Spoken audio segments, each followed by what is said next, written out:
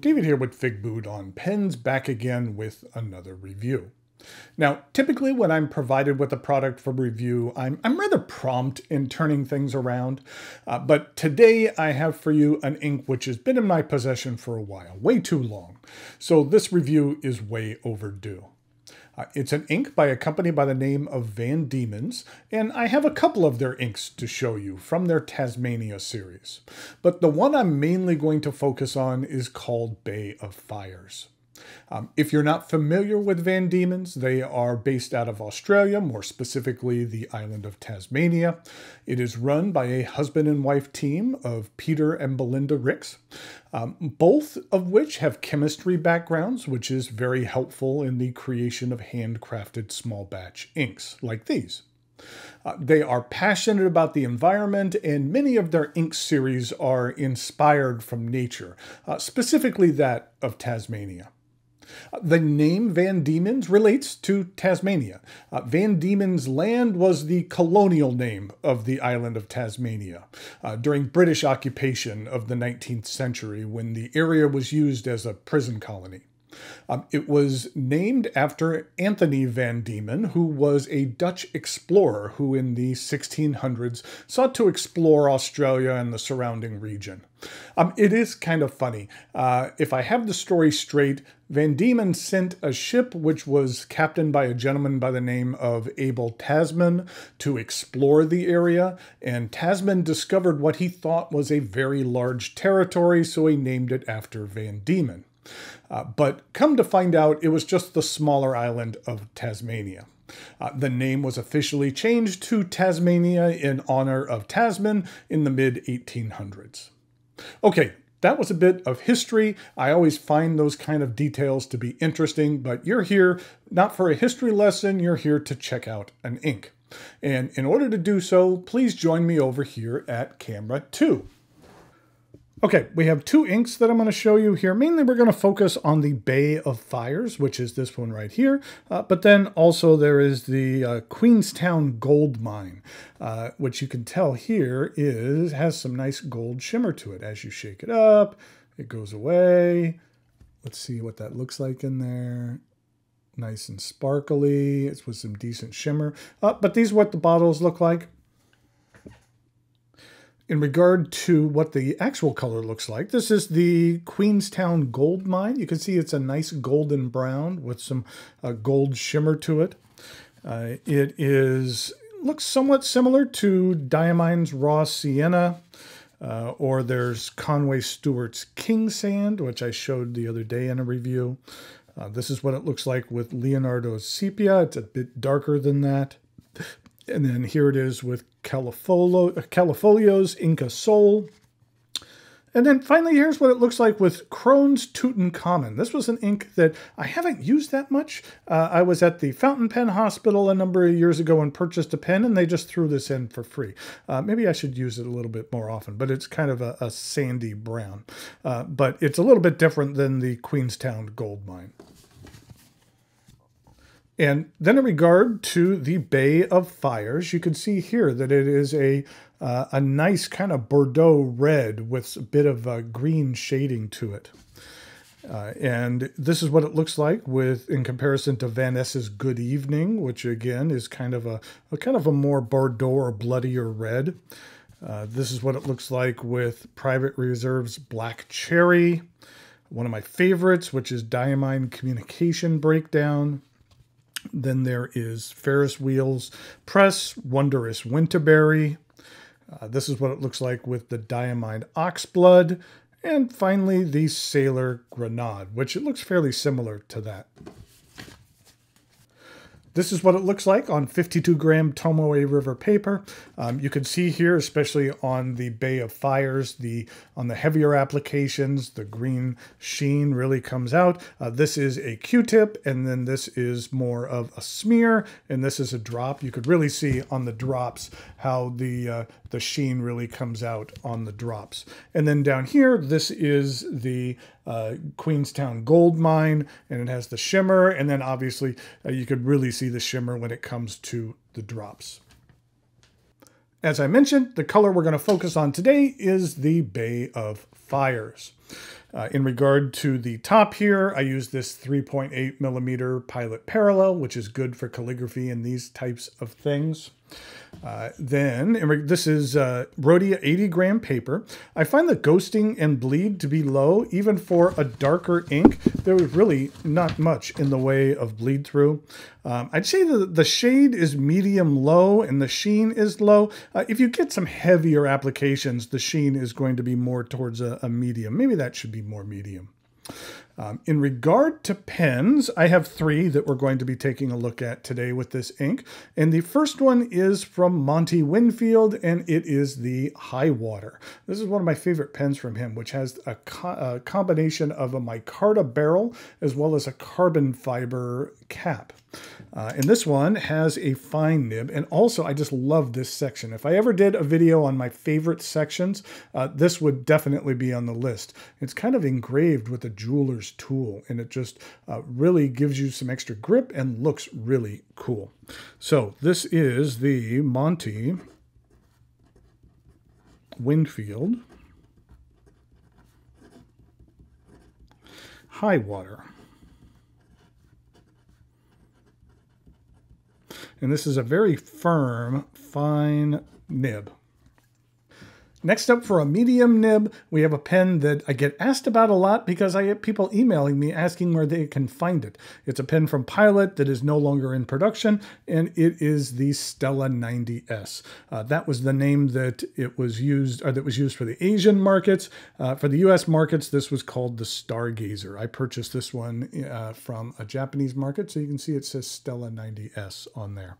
But it was a great little pen with a gold nib on it, and just really enjoy it.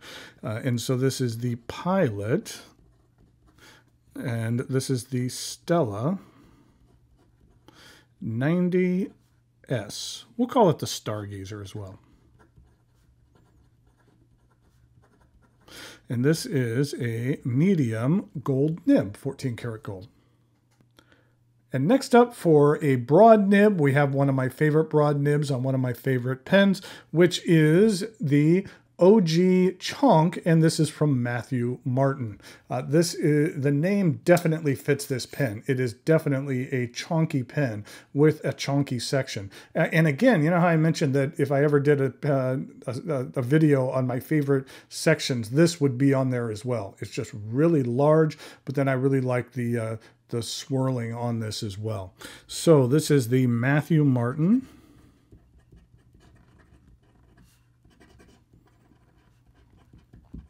And this is the OG Chonk. And this is a broad nib.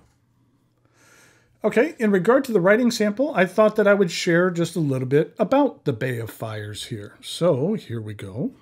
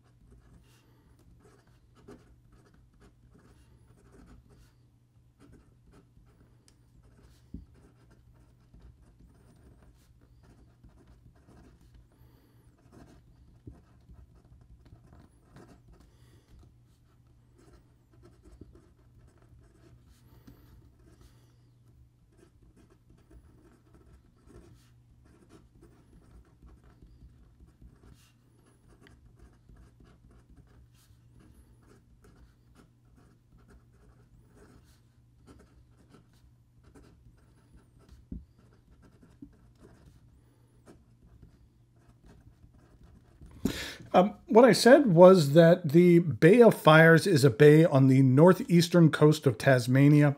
It has opulent blue waters and a distinct orange-covered granite rocks that are really colored by natural lichen. In regard to the Pilot,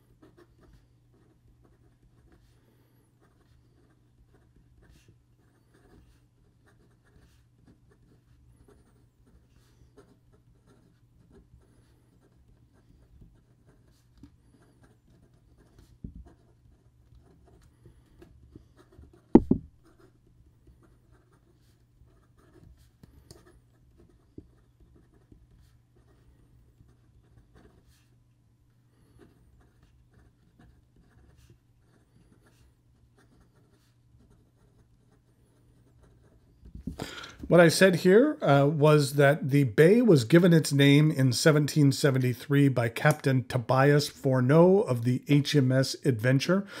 That's a great name for a boat. Who wouldn't want to go on a journey on the HMS Adventure? And he, when he was approaching the island, saw the fires of the Aboriginal people on the beaches. I did notice when looking at a map, there's another beach in the area, right in the area, called Suicide Beach. That's not quite as nice of a name as Bay of Fires. I'm not quite sure if I really want to hang out on Suicide Beach. And then finally, for the Matthew Martin Chonk,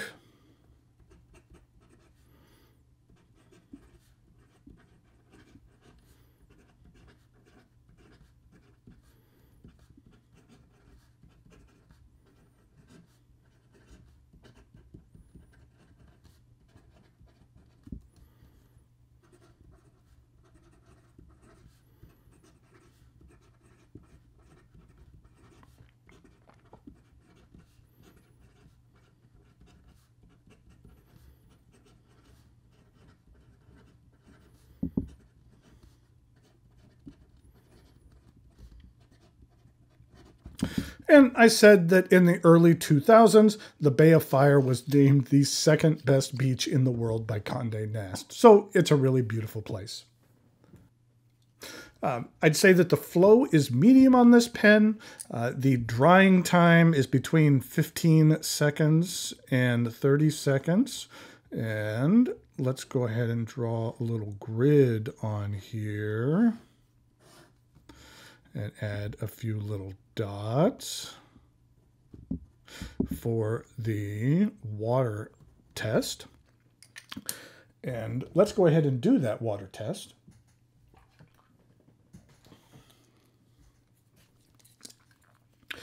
This ink doesn't profess to be waterproof, but while it is sitting here, let's take a look at some chromatography.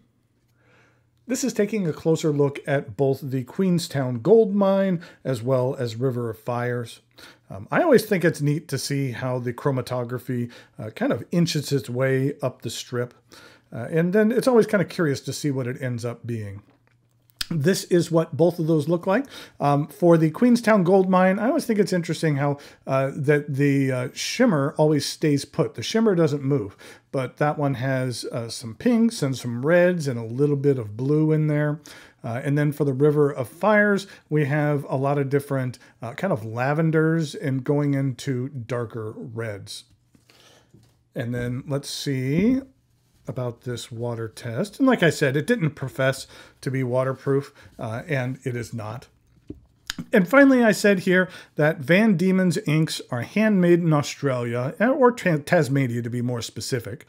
They're offered in several interesting themed sets, and they perform nicely as well. That in regard to this ink, I believe that they are selling for $11 on the Van Dieman site. And that if you use the code figbootonpens, that will give you a 25% discount, which is nice. I did notice that shipping to the US was $14. And so if you were just buying one bottle of ink, that gets a little bit much. But if you were buying a couple, then that price then is a little bit more reasonable. And then you can offset that with the discount code as well, which is nice. So there we have Van Dieman's Bay of Fires. It's an interesting ink line that I think you should definitely check out. Until next time, thanks for watching, and I'll talk to you later.